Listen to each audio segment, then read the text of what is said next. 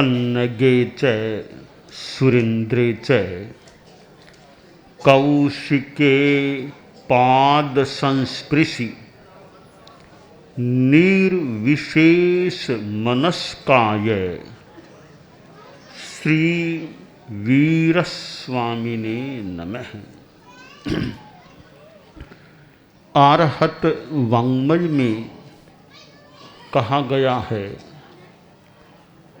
को हो पीइंग पणाशेई मानो विनय नाशनो माया मित्तानि नाशेई लोभो या लोहो शब्द विनाशनो।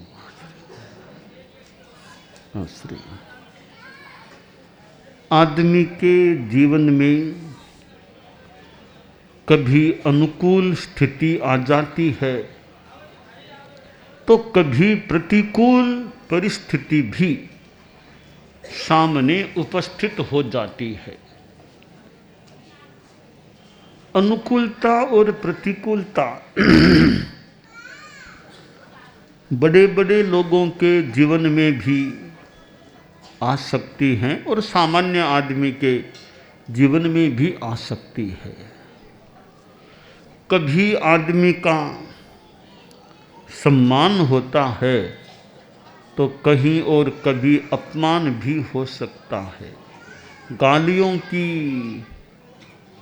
बौछार भी हो सकती है। प्रतिकूल व्यवहार हो तो कई बार आदमी को गुस्सा भी आ जाता है और कभी प्रतिकूल व्यवहार के बिना भी गुस्सा आ जाए। यह गुस्सा एक दुर्बलता है, कमजोरी है और गुस्सा हमारा शत्रु भी है। जैसे आलस्य को शत्रु कहा जाता है कि आलस्यम ही मनुष्याणाम शरीरस्थो महारिपुः।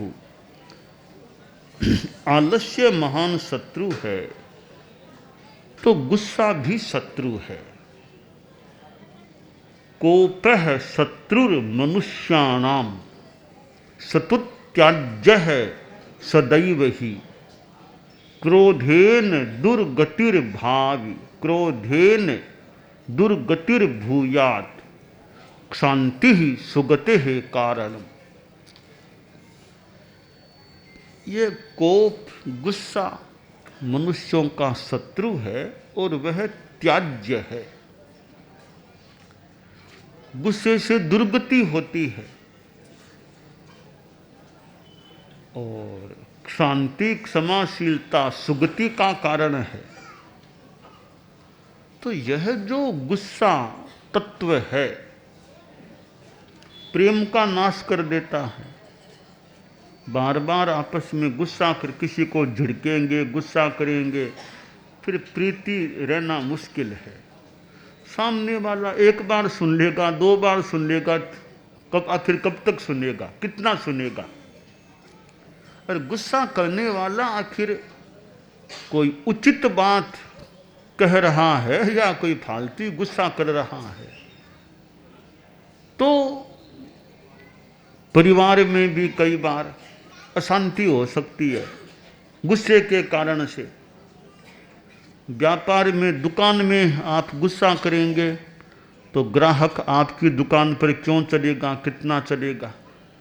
समाज में ज़्यादा अहंकार गुस्सा दिखाएंगे तो संस्था का अध्यक्ष आपको क्यों बनाया जाएगा। भी गुस्सेल आदमी है, यह सबको साथ लेकर नहीं चल सकेगा तो ऐसे को ऐसे ही ठीक है, पद देना ठीक नहीं है।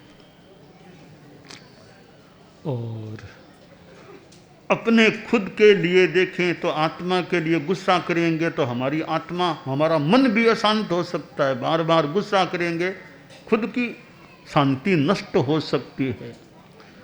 तो यह आक्रोश गुस्सा तत्व है, वो कमजोरी है। तो कई बार आदमी को न चाहते हुए भी आ जाता है।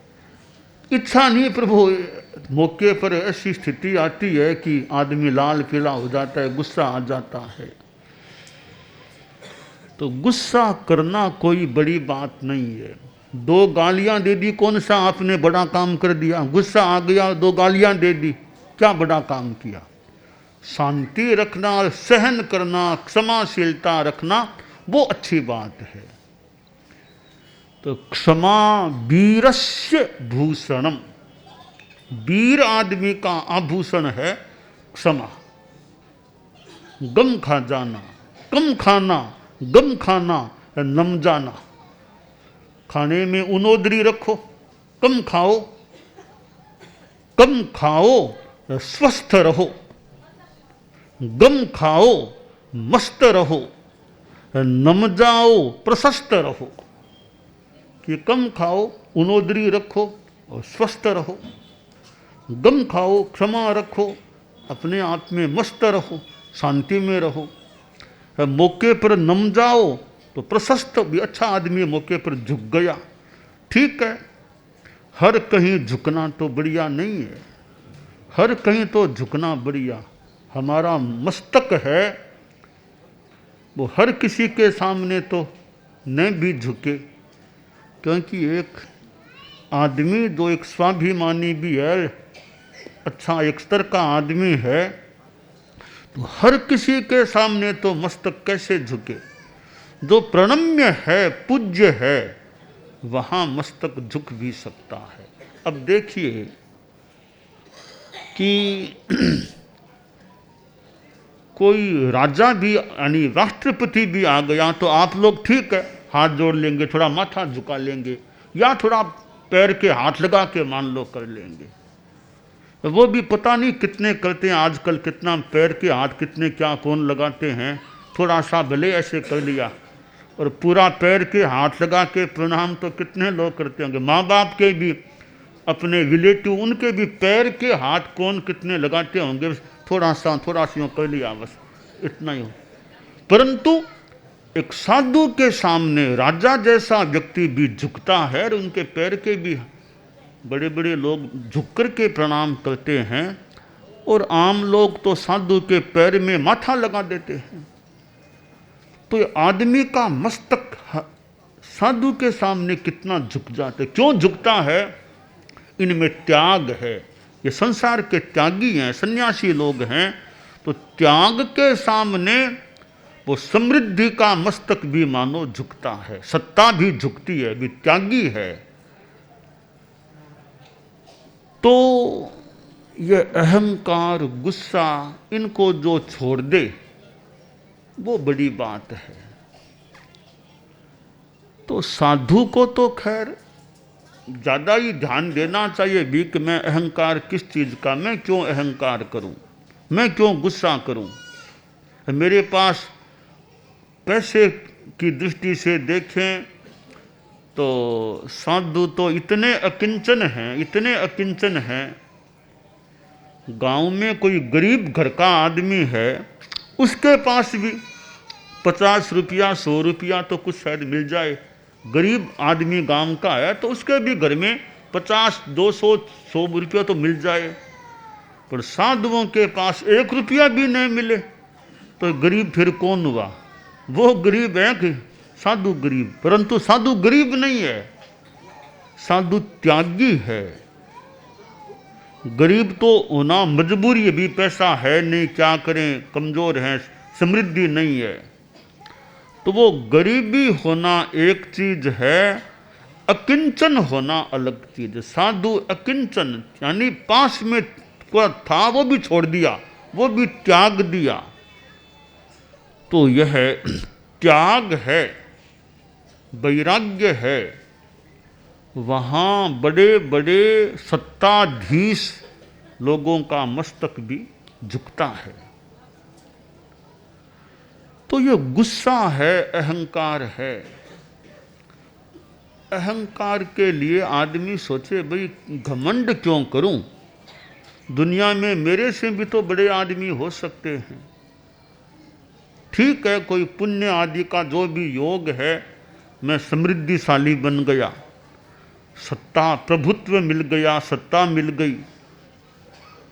या कोई विद्वान सोचे भी मुझे ज्ञान मिल गया, पंडित बन गया, ज्ञानावरणीय कर्म का क्षयोपशम योग मिला, मैं पंडित बन गया। किसी का रूप अच्छा है, चेहरा बड़ा सुंदर है, वो भी नाम कर्म का जो भी कोई शुभ का योग है कि चेहरा मेरा बहुत अच्छा सुंदर आदमी का है, बहुत फूटरा आदमी है। ताकत, किसी का शरीर बड़ा मजबूत है तो ताकत है, एक आदमी को हाथों में उठा ले, इतनी ताकत है तो ठीक है, ये भी कोई शुभ का योग कि इतना बल है शरीर में। जाति आदि से उच्च जाति में पैदा हुआ, उच्च घराने में पैदा हुआ, कोई तपस्या भी कर ले, साधुओं में कोई, गृहस्थों में भी कई कई बड़ी लंबी तपस्या कर सकते हैं। और कईयों के ऐसा योग है, जो भी काम शुरू करो लाभ होता है। आप लोग व्यापार धंधा शुरू करते हैं, अच्छी कमाई, अच्छी इनकम हो जाती है, तो वो पुण्य का जो भी योग है कि सब सफलताएं मिलती हैं। पर इन चीज़ों के मिलने पर भी घमंड नहीं करना, अहंकार नहीं करना। आपके पास पैसा है, बहुत अच्छा पैसा है, करोड़ों करोड़ों की संपत्ति है, तो ठीक है, योग है, पैसा लक्ष्मी आपके पास है, तो घमंड नहीं, पैसे का अहंकार नहीं कि ठीक है पैसा है तो इसका दुरुपयोग नहीं करना, इसका घमंड नहीं करना, और पैसे से ज़्यादा मोह भी नहीं रखना। आ गया पड़ा है, ठीक है, ज़्यादा मोह नहीं, आसक्ति ज़्यादा नहीं। तो विद्यावान है तो विद्या ददाति विनय, कहते हैं अभी विद्या तो विनय देने वाली है, तो विद्या का अहंकार क्यों करूं, विद्या का अच्छा उपयोग करूं, ज्ञान का बढ़िया उपयोग करूं, पर अहंकार नहीं। वो गुरु जी के पास कई विद्यार्थी पढ़ते थे, तो दो विद्यार्थी थोड़े ज़्यादा मेधावी बुद्धिमान थे, तो गुरुजी ने उनको और विशेष ज्ञान दिया, या ज्योतिष का, संस्कृत का, और कई निमित्त शास्त्रकार, थोड़ा गहरा दोनों को ज्ञान दिया कि दोनों अच्छे बुद्धिमान प्रतिभाशाली विद्यार्थी हैं, अच्छा ज्ञान दो, दोनों को ज्ञान दिया। फिर वो 12 वर्ष का पीरियड पूरा हो गया तो दोनों को विदाई दे दी। दोनों अपने गांव की, एक ही गांव के दोनों थे, दोनों वैसे 5-5 घर थे, पड़ोसी थे, तो दोनों अपने गांव जा रहे थे। कुछ दूर गए, पैदल ही चल रहे थे, तो एक कुआं आ गया, सोचा थोड़ा बैठ जाएं, थोड़ा पानी पी लें, मुंह हाथ धो लें, फिर आगे चलेंगे। तो वहाँ कुएं के पास बैठे, दोनों ही वैसे ब्राह्मण परिवार के, तो तिलक छापा अपना वो कर रखा था, तो पानी पर वो पनियारियाँ आई, एक बूढ़ी माजी भी वहाँ आई पानी लेने के लिए। देखा दोनों तिलक छापे कोई पंडित लोग हैं, तो बोली पंडित जी महाराज आप तो ज्ञानी लोग लगते हो, एक मेरी बात बताओ, सवाल का उत्तर दे दो। तो बोलो माजी क्या प्रश्न है? कि मेरा बेटा सेना में भर्ती है और अभी युद्ध में भी वो गया हुआ है, तो मेरा बेटा सानंद आ जाएगा ना? मैं मेरे बेटे का मुंह तो देख लूँगी ना, अच्छी तरह वो आ जाएगा ना मेरा बेटा? यानी माँ का मोह था कि बेटा युद्ध में क्या पता क्या हो जाए, इसका मेरा बेटा अच्छी तरह आ जाएगा ना, उसका मुंह तो मैं देख लूँगी ना, जीवता देख लूँगी ना। तो यूँ वो माता जी बड़ी भावुक होकर के पूछ रही थी। तो दोनों पंडित में एक थोड़ा सा उम्र में 1 साल बड़ा था और एक साल छोटा था, दोनों वैसे बराबरी ही से। तो वो बड़ा जो पंडित था थोड़ा उम्र में थोड़ा ज्ञान का घमंड था, ज्ञान का घमंड आ गया था, इतना घमंड कि गुरु को भी कोई महत्व नहीं देता कि क्या गुरु को भी महत्व नहीं, मेरे में इतना ज्ञान है, अब मेरे में इतना ज्ञान है, गुरु जी के पास ज्ञान है तो मेरे पास भी तो ज्ञान है। तो गुरु जी का भी थोड़ा कई बार बात बात में यूँ तिरस्कार कर देता, बात बात में है अपने ज्ञान का घमंड। तो वो बुढ़िया माजी ने जब पूछा, जो ही पूछ रही थी बुढ़िया, बेटा आ जाएगा ना, बेटा आ जाएगा, कहते वो उसके सिर पर घड़ा था, पानी का भरा हुआ घड़ा नीचे गिर गया। घड़ा फूटा और पानी बह गया। तो वो पंडित, बड़ा पंडित बोला कि माँ जी क्या आ जाएगा, तेरा बेटा मर गया, तेरा बेटा मर गया, क्या आ जाएगा। बेचारी बुढ़िया रोने लगी, अरे पंडित जी ने कह दिया है कि मर गया, ओहो मेरा बेटा मर गया। इतने वो छोटे पंडित जी थे, उन्होंने थोड़ा ध्यान दिया, गुरु को भी याद किया, अभी मेरे गुरुदेव ने ज्ञान दिया है, ज्ञान का घमंड नहीं करते, भी ज्ञान गुरु ने दिया है, मेरा कोई अच्छा योग था मिल गया। थोड़ा सा ध्यान किया, गुरु को याद किया। कुछ क्षणों के बाद आंखें खोली, छोटे पंडित जी बोले माता जी रोवो मत, बेटा आपका आ गया है, घर के बाहर खड़ा है, आप जाओ दरवाजा खोलो, घर का बेटे को ले जाओ, बेटा आ गया तैयार आपके घर के, आप जाओ देख लो। तो माँ गई तो बेटा खड़ा था, वहाँ के माँ आओ खोलो घर खोलो खोलो। माँ ने वो बंद किया हुआ था घर खोला, ले गई बेटे को कि बेटा बहुत खुशी तू आ गया। बेटा एक दो यहाँ पंडित जी हैं, मैं पंडित जी को उनको लाऊंगी, उनको खाना खिलाऊंगी आज, पंडित जी को खाना का। माँ लिया कौन पंडित है, तो वो गई तो दोनों पंडित बैठे थे, कहा आओ पंडित जी आओ, मेरे खाना खाना पड़ेगा आपको खाना। तो छोटे पंडित का आप आओ, इनको मत लाना, इनको मत लाना, दूसरे को मत लाना। छोटे बोले भाई आएंगे तो दोनों ही आएंगे, दोनों ही आएंगे, आ जाओ दोनों आ जाओ। दोनों पंडित गए, खाना अच्छी तरह खाना खिला दिया। बूढ़ी माँ थी, वो जो भी घर में था अच्छी तरह मीठा क्या जो खाना खिला दिया। और जो घर में 2-4 रुपये थोड़ा सा पंडित जी दान दक्षिणा भी ले लो थोड़ी मेरे से, विदाई दे दी। वो आगे थोड़े चले तो बड़ा पंडित बोला कि देखो तेरी बात सही होगी, मेरी बात गलत निकल गई तो गुरुजी ने पक्षपात किया है, तुमको तो सही ज्ञान दे दिया, मुझे पूरा सही ज्ञान दिया नहीं, गुरुजी ने पक्षपात किया है, तो मैं तो गुरुजी के पास जाकर झगड़ा करूंगा, मुझे ज्ञान क्यों नहीं दिया, हम दोनों चले झगड़ा करेंगे। गुरु छोटा बोला अरे गुरु से क्या झगड़ा, गुरु ने तो जो दिया वो उनके प्रति तो नमन करो। कि नहीं मैं झगड़ा करूंगा, तुम भी मेरे साथ आओ। कि ठीक चलता हूँ। गया बड़ा अपने गुरु जी आप पक्षपात करने वाले हो, इसको ज्ञान दिया मुझे सही ज्ञान नहीं दिया। कोई हुआ क्या, वो घटना बता दिया, ऐसे माजी मिली फिर वो। तो गुरु ने कहा बेटा मैंने दोनों को एक साथ ही पढ़ाया था, दोनों को एक साथ पढ़ाता था, तो मैंने क्या पक्षपात किया कि क्यों, तो ये बोलता है तो सही निकलती है बात, मैं बोलता हूँ बात गलत हो जाती, इसका क्या कारण है। तो गुरु ने कहा रे ये ज्ञान दोनों को दिया, तुम स्वयं सोचो इसमें तुम्हारे में कितने अंतर है, कितना अंतर है, इसमें कितना गुरु के प्रति ज्ञान के प्रति एक बहुमान है, शांति है, तुम्हारे में चंचलता है, थोड़ा लगता है अहंकार भी है। हुआ क्या कि बोला गुरुजी वो जो बात हुई ना, बुढ़िया माँ जी आई थी ऐसे, तो गुरु ने पूछा तुमने क्या कहा, कि वो बड़ा बोला मैंने कहा तेरा बेटा मर गया। ऐसा क्यों बोला कि गुरुजी जब उसने वो प्रश्न पूछा था, प्रश्न पूछते पूछते इसके सिर से घड़ा, उसके सिर से घड़ा नीचे गिरा, फूट गया, तो मैंने सोचा घड़ा फूटा है तो बेटा भी मरा है। प्रश्न पूछते समय घड़ा फूटना इस बात का द्योतक है कि बेटा भी फूट गया, मर गया।